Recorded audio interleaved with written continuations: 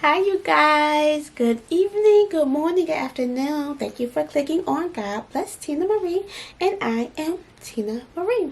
So, you guys, I wanted to talk to you about how I found myself again at the age of 34, 35.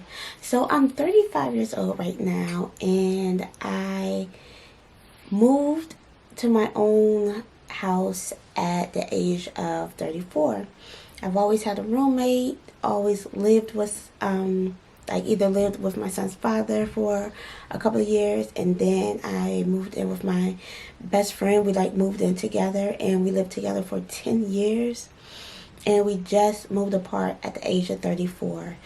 And I was pretty much lost. Like, I was lost to say the least.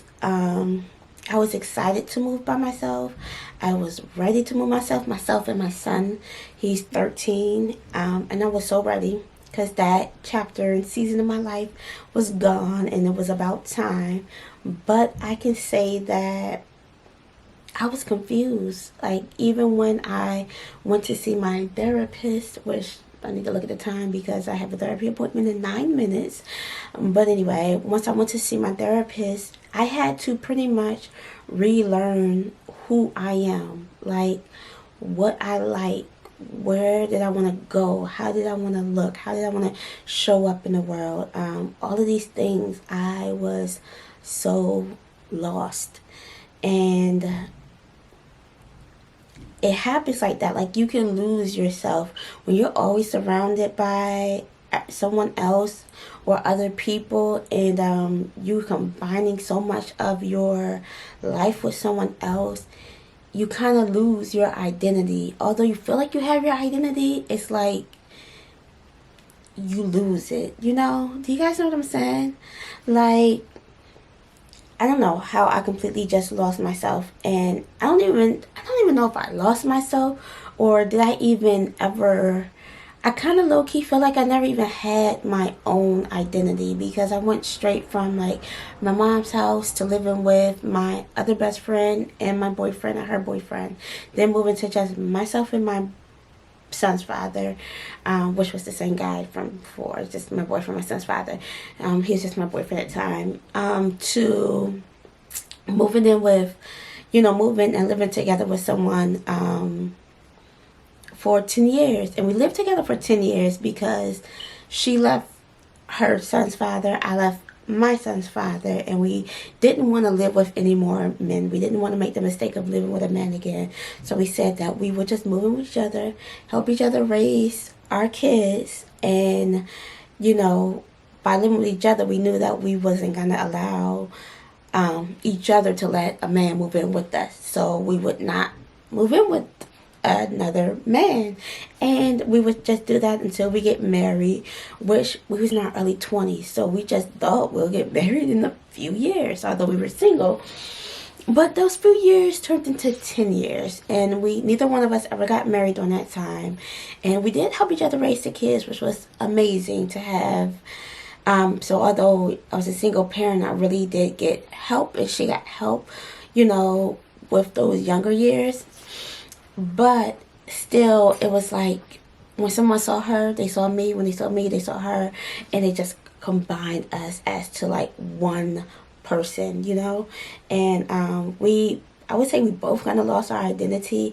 And then we started to grow apart, within our 30s, our mid 30s. But it's just like starting over. Like, who are you? What do you like to do? Like, what do you want to do with your free time? Now you're in this house. So, and God really isolated me when I moved because I moved to a new house. I broke up with my boyfriend. He was cheating on me the whole time. 3 years. I'm going to leave that for another story time, because he was out of pocket for that. I was out of pocket for that, for even dealing with, you know what? That's a tangent. Let me get back on track. Breaking up with my boyfriend. Starting a new job that was virtual, going to school virtual. Like, I literally got separated from everything and everybody, and like just like that. And I had to start over. I had to find me, you know. I had to really do some soul searching. And you guys, go to counseling. I went to Black Women Counseling. I might have chopped that up. I'll put it on the screen. But I found me a Black woman counselor, and she really helped me to kind of find myself again.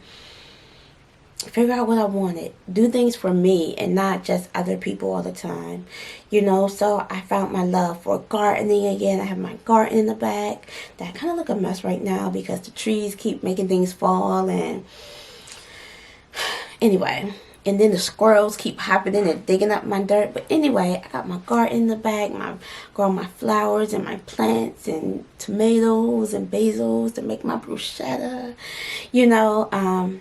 I found out that I love walking in nature, so I go my little nature hikes, find little trails with this awesome app that one of my old teachers, teacher friends, because I used to be a teacher, she put me on. So it's called All Trails, and it's fire if you like nature. It'll tell you where any trail is that's close by you, wherever you are.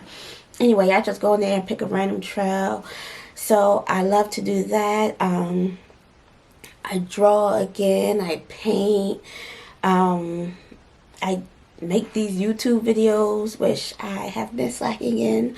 I don't know, I'm finding learning to be more feminine, finding out what looks good on me as far as my hair, my makeup, my clothes, finding a whole new style, just finding me all over again, you know. And it's so important for you to just not get lost in other people and go on a self-love journey and a self-learning journey. And I didn't know who I was. And I went to the Bible to find out who I was. And I wrote down all of the things that the Bible said that I am. Because when I thought about myself, it was just negative stuff and bad stuff of how I saw myself. Like, I couldn't figure it out. You know, I was so lost. Like, who are you? I don't know. But now I can say, you know, the first thing that comes to mind is, you know, I'm fearfully and wonderfully made. The next thing come to mind, I always tell my son, is I am a princess. I am a pretty, pretty princess. He said, why you always gotta be so bougie with everything? You know, you gotta drink out of a straw. You're at home. You can relax, you know. And things like that. But like, no, I'm a princess. Like, my father's a king. We are God's children. Like, our father is literally a king, which means we set the king's table, and we are princesses and princes. So, you know, I learned to carry myself as that. I go to sleep in my little silky pajamas, my little silk pajama matching sets. I got rid of all of, you know, the ratty t-shirts that I used to sleep in, and the big oversized shorts and big baggy messed up sweatpants. Like, I did a clean house with my wardrobe, and that included my walk around the house clothes, because I don't want to present myself like that to myself. You know, and I feel like even when I find myself a husband, which I do desire to be married, and I feel like God will bless me to be married, but he did want me to first find me, because if I didn't find me first, I would just get wrapped up in someone else's identity. So he wanted me to know who I was through him, you know. So, and to find a close relationship with him, which is also what I've been doing. Because when you ain't got nobody, girl, you got to lean on God.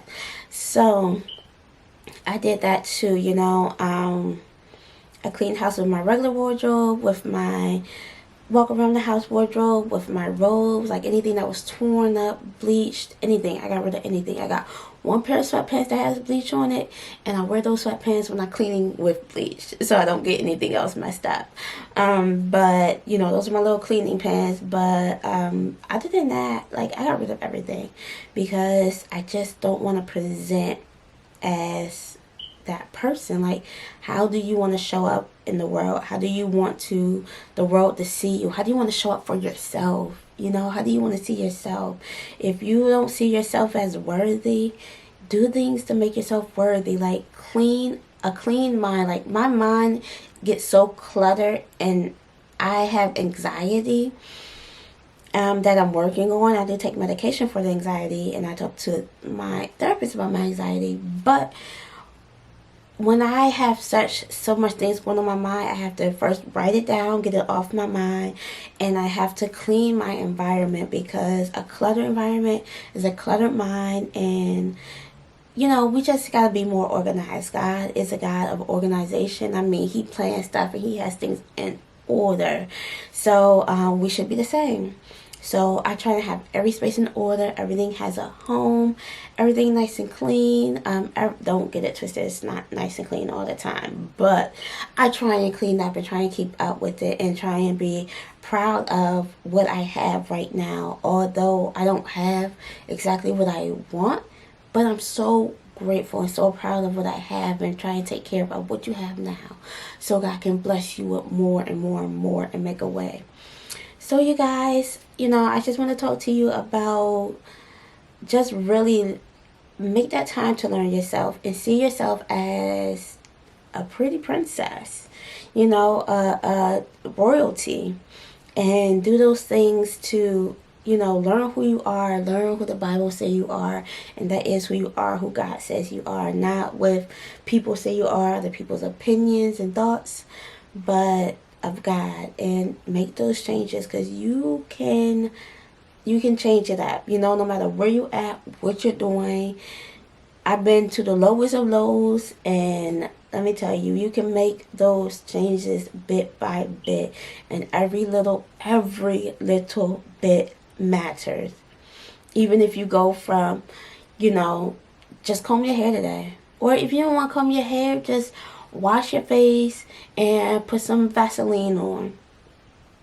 Or when you take a shower tonight, make sure you shave, and lotion when you get out the shower, because lotion when you're a little moist, so it can really soak in. But anyway, girl, do a little bit at a time, You can't clean up your whole house. Clean off the table. Just clean off the table. That's it. Just clean off the table. Clean just one little corner. And then one little corner tomorrow, or one little corner next week. And don't mess that corner up that you clean, Just one little habit, one little thing a day. And, it'll be a compound effect. So, I love you guys. And I will talk to you later. Bye. Have a great day. And let me know, how do you see yourself? Have you ever been through that? Are you in a rut? What do you do to get out of a rut? So let's have a conversation about it. I love you guys. I'll be talking to you soon. Bye.